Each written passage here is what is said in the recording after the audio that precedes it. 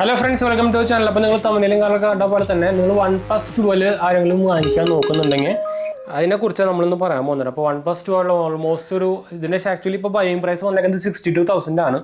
അപ്പോൾ 62,000 നിങ്ങൾക്ക് ഒരു ICICI കാർഡ് ഉണ്ടെങ്കിൽ നിങ്ങൾക്ക് ആക്ച്വലി ഒരു 7,000 രൂപ വരെ ഡിസ്കൗണ്ട് കിട്ടിയിട്ട് നമുക്ക് ഓൾമോസ്റ്റ് ഒരു 55 റേഞ്ചിൽ നമുക്ക് ആക്ച്വലി ഇപ്പോൾ ആമസോണിൽ അവൈലബിലിറ്റി കാണിക്കുന്നുണ്ട്.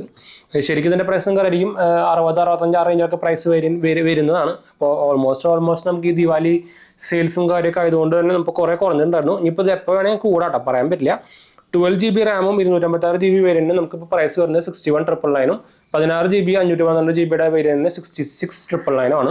അതിൽ നിങ്ങൾക്ക് ഒരു ICICI ബാങ്കിൻ്റെ കാർഡ് ഉണ്ടെങ്കിൽ നമുക്ക് 7,000 രൂപയുടെ ഡിസ്കൗണ്ട് നമുക്ക് കിട്ടും. അപ്പോൾ ഫൈനൽ പ്രൈസ് വരെ 55,000 രൂപയാണ്. അപ്പം 55,000 രൂപയ്ക്ക് നമുക്ക് ആക്ച്വലി ഈ ഫോൺ വെറുത്താണോ, അതിൻ്റെ ഒരു സ്പെക്സും സംഭവങ്ങളൊക്കെയാണ് ഡീറ്റെയിലാണ് നമ്മൾ പറയാൻ പോകുന്നത്. അപ്പോൾ ഓൾറെഡി ഒരു OnePlus യൂസർ ആണെന്ന് നിങ്ങൾക്ക് അറിയാം. ഇത് ആക്ച്വലി അത്യാവശ്യം കർവ് ആയിട്ടുള്ള ഒരു സ്ക്രീനും കാര്യങ്ങളൊക്കെയാണ് വരിക. 6.82 ഇഞ്ചിൻ്റെ AMOLED ഡിസ്പ്ലേ ആണ് വരുന്നത്. ഡിസ്പ്ലേ കിടലാണ്, അത് പറയാനൊന്നുമില്ല. ടോപ്പ് ടു നോച്ച് ഡിസ്പ്ലേ തന്നെയാണ്. HDR10 വരുന്നുണ്ട്. അതേപോലെ തന്നെ 120 Hz ഡിസ്പ്ലേ ആണ്. കോർണിംഗ് ഒരു ഗ്ലാസ് വിക്ടസ് 2 ആണ് പ്രൊട്ടക്ഷൻ വരുന്നത്.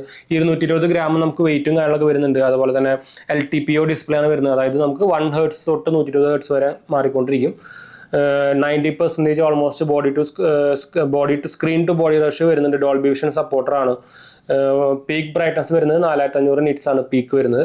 അതുപോലെ തന്നെ ഓൾവേസ് ഓൺ ഡിസ്പ്ലേ, അങ്ങനത്തെ ഫീച്ചേഴ്സും കാര്യങ്ങളൊക്കെ വരുന്നത്. അപ്പോൾ ഡിസ്പ്ലേ കിടലാണ്, കർവാണ്, ചെറുതായി കർവും കാര്യങ്ങളൊക്കെ ചെറുതായിട്ട് അതിൻ്റെ സൈഡിൽ വരുന്നുണ്ട്. അത് നിങ്ങൾക്കറിയാം നോർമലി ഇവരുടെ 12R-ഉം 11R-ഉം അതേ ഡിസൈൻ തന്നെയാണ്. അതുപോലെ തന്നെ അതിൻ്റെ ക്യാമറ ഡിസൈനും ബാക്കിലൊക്കെ സെയിം തന്നെയാണ്. 11R-ഉം 11-ഉം ഒക്കെ അതേ സെയിം ഡിസൈൻ തന്നെയാണ്.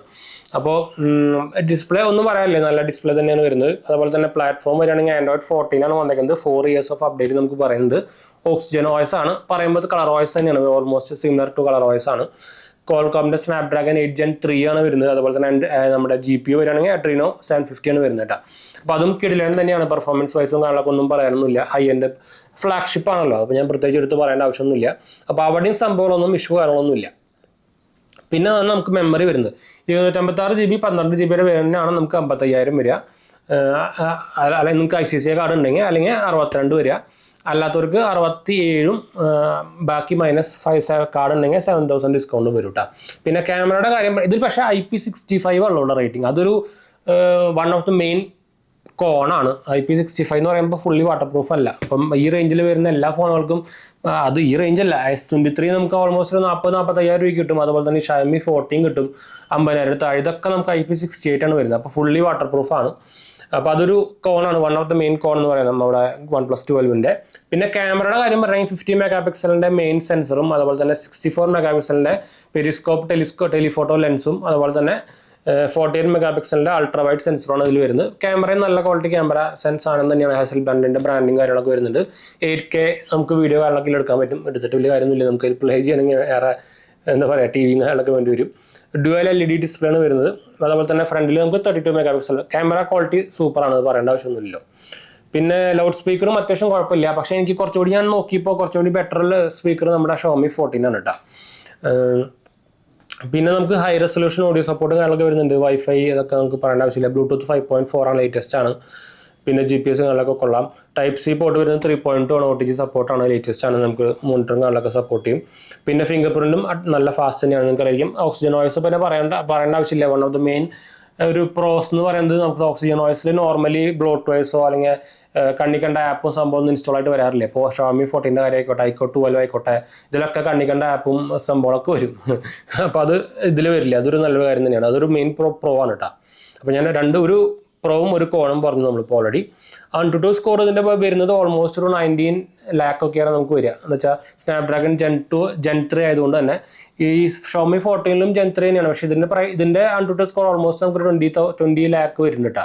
അപ്പോൾ കുറച്ച് കൂടുതൽ ഇതിനാണ് വരുന്നത്. എന്താ വെച്ചാൽ ഇതിൽ നമുക്ക് 12 GB റാമും 512 GB മെമ്മറിയും ആകെ ഈ മോഡൽ മാത്രമേ ഉള്ളൂ. അപ്പോൾ ഈ പ്രൈസിന് മെമ്മറി അല്ലെങ്കിൽ എന്താ പറയുക സ്പേസ് കൂടുതൽ ഇടുന്നുണ്ട്, ഡബിൾ ഇടുന്നുണ്ട് ഓൾമോസ്റ്റ്. അപ്പോൾ അതൊരു എടുത്ത് പറയേണ്ട കാര്യം തന്നെയാണ്. പിന്നെ കളർ വരുമ്പോൾ നമുക്ക് സിൽവർ, ബ്ലാക്ക്, എമറാൾഡ് കളർ ഉണ്ട്, പച്ച നിങ്ങൾക്ക് അറിയില്ലല്ലോ. 80 വാട്ടിൻ്റെ എന്താ പറയുക വയേർഡ് ചാർജിങ്ങും 50 വാട്ടിൻ്റെ വയർലെസ് ചാർജിങ് ആണ് വരുന്നത്. 100 വാട്ടിൻ്റെ QC ചാർജിങ്ങും വരുന്നുണ്ട് കേട്ടോ. ഇതിനാകുമ്പോൾ നമുക്ക് 90 വാട്ടേ വരുന്നുള്ളൂ വയർഡ് ചാർജിങ്. ബോക്സിൽ രണ്ടെണ്ണത്തിൽ നമുക്ക് ബോക്സിൽ ചാർജർ സംഭവമൊക്കെ വരുന്നുണ്ട്. അപ്പോൾ നല്ല കാര്യം തന്നെയാണ്. 5400 mAh ബാറ്ററി വരുന്നത്. അപ്പോൾ ഇതിനായിട്ടും കുറച്ചുകൂടി ബാറ്ററി കപ്പാസിറ്റി കൂടുതലുണ്ട്. എന്ന് വെച്ചാൽ കുറച്ച് വലിയ ഫോണാണ്, ഇതിനായിട്ട് വലിയ ഫോൺ, ഇത് കുറച്ച് കോമ്പാക്ട് ഫോണാണ്, നിങ്ങൾ എടുത്ത് പറയണ്ടല്ലോ നിങ്ങൾക്ക്. പക്ഷേ ഞാൻ ആക്ച്വലി റെക്കമെൻഡ് ചെയ്യാം നിങ്ങൾക്ക് കുറച്ചും കൂടി എമൗണ്ട് ഒരു 10,000 രൂപ കൂടി കയ്യിലുണ്ടെന്ന് വെച്ച് കഴിഞ്ഞാൽ 10,000 15,000 കയ്യിലുണ്ടെന്ന് വെച്ച് കഴിഞ്ഞാൽ ഞാൻ പറയാം നിങ്ങളൊരു S23 അൾട്ര എടുക്കുകയായിരിക്കും കുറച്ചുകൂടി നല്ലത് കേട്ടോ. പറയുമ്പോൾ ഇതിൽ സ്നാപ്ഡ്രാഗൺ Gen 2 ആണ്, അതുപോലെ തന്നെ 12GB 250, അത് സെയിം തന്നെയാണ്. പക്ഷേ ഇതിൻ്റെ ബാക്കി അതർ സ്പെക്സും അതുപോലെ തന്നെ എസ്പെനും കാര്യങ്ങളൊക്കെ വരുമ്പോൾ നമുക്ക് ഓവറോൾ ഒരു വാല്യൂ ഫോർ മണി പ്രൊഡക്റ്റായിട്ട് ഇത് വരുന്നുണ്ട്. OnePlus പൊട്ടേന്നല്ല, OnePlus ഇഷ്ടമുള്ളവർക്ക് നിങ്ങൾക്ക് അറിയിക്കുമല്ലോ. ഇപ്പോൾ കുറേ OnePlus ഫാൻസും സംഭവമൊക്കെ ഉണ്ട്. അപ്പോൾ എന്നാലും OnePlus ഉണ്ടായിരുന്നു, നിങ്ങൾക്ക് ഇവിടെ പെട്ടി കാര്യങ്ങളൊക്കെ കാണുന്നുണ്ടായിരിക്കും. എൻ്റെ 11 ഉണ്ടായിരുന്നു. അപ്പോൾ ഞാൻ പിന്നെ അതിന് ശേഷമാണ് കളർ വോയിസ് ആയതിനു ശേഷം എനിക്ക് അത്രയ്ക്ക് അങ്ങോട്ട് പിടുത്തം വരുന്നില്ല OnePlusനെ. പിന്നെ അറിയാലോ ഇഷ്ടം പോലെ കംപ്ലൈൻറ്റ്സ്, ഏറ്റവും കൂടുതൽ സ്ക്രീൻ ഇഷ്യൂ കംപ്ലൈൻറ്റ്സും ഇപ്പോൾ റീസെൻ്റ്ലി മദർ ബോർഡ് ഇഷ്യൂ ഒക്കെ വരുന്നത് OnePlusനാണ്. അത് ഏറ്റവും കൂടുതൽ വരുന്നതാണ് കേട്ടോ, അല്ലാണ്ട് ബാക്കി ബ്രാൻഡ് വരുന്നില്ല എന്നല്ല. അതുകൊണ്ട് എന്താ പറയുക, കസ്റ്റമർ കെയറും അത്യാവശ്യം കുഴപ്പമില്ലാത്തതാണ് OnePlusൻ്റെ കേട്ടോ.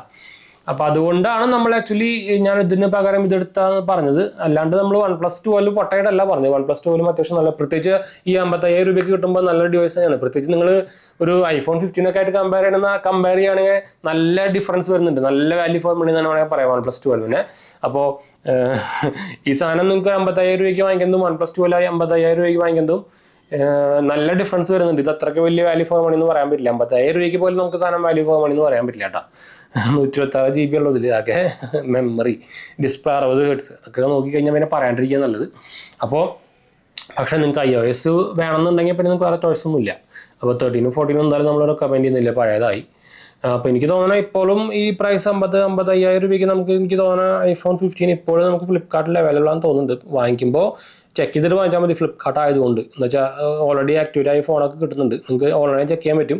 അതിൻ്റെ ബാക്കിൽ ബോർഡ് നമ്മുടെ ബോക്സിൻ്റെ ബാക്കിൽ EMI നമ്പർ സംഭവമൊക്കെ ഉണ്ട്. അതായത് ചെക്ക് ചെയ്ത് നോക്കിയിട്ട് മാത്രം എന്താ പറയുക OTP കൊടുത്താൽ മതി. ഇഷ്ടംപോലെ കംപ്ലയിൻസ് പോകുന്നുണ്ടായിരുന്നു. iPhone 15 ഇപ്പോൾ പ്രൈസ് വരുന്നത് 57,998 കേട്ടോ. കാർഡ് ഉണ്ടെങ്കിൽ കുറച്ചുകൂടി കുറയുന്നു മാത്രം. ഓൾമോസ്റ്റ് നോക്കിക്കഴിഞ്ഞാൽ രണ്ടും ഓൾമോസ്റ്റ് സെയിം റേഞ്ചിൽ വരുന്നതാണെന്ന് പറയാം. പക്ഷേ ഒരു ആൻഡ്രോയിഡ് എന്നാണെങ്കിൽ നിങ്ങൾക്ക് വേറെ കണ്ണും പൊട്ടി വേറെ നോക്കേണ്ട ആവശ്യമൊന്നുമില്ല. 55,000 രൂപയ്ക്ക് കിടിലൻ സാധനം തന്നെയാണ് കേട്ടോ. നിങ്ങൾക്ക് അത്യാവശ്യം 2-3 കൊല്ലത്തേക്ക് സുഖമായിട്ട് ഉപയോഗിക്കാം, ഡിസ്പ്ലേക്ക് ഇഷ്യൂ വന്നില്ലെങ്കിൽ. അപ്പോൾ നമുക്ക് എന്തായാലും വൈൻഡപ്പ് ചെയ്യാം. അടുത്ത 2 വീഡിയോ. അപ്പോൾ നമ്മുടെ 2 മെയിൻ ചാനൽസ് മാത്രമേ കണ്ടുവെക്കുക, സബ്സ്ക്രൈബ് ചെയ്യുക, സപ്പോർട്ട് ചെയ്യുക, ഫ്രണ്ട്സിലേക്ക് നമ്മൾക്കൊന്ന് ഷെയർ ചെയ്യുക. എന്തെങ്കിലും സംശയങ്ങളൊക്കെ എന്നെ കമൻറ്റ് ചെയ്താൽ മതി, നമ്മളെല്ലാ കമൻറ്റ് റിപ്ലൈ ചെയ്യുന്നതാണ്.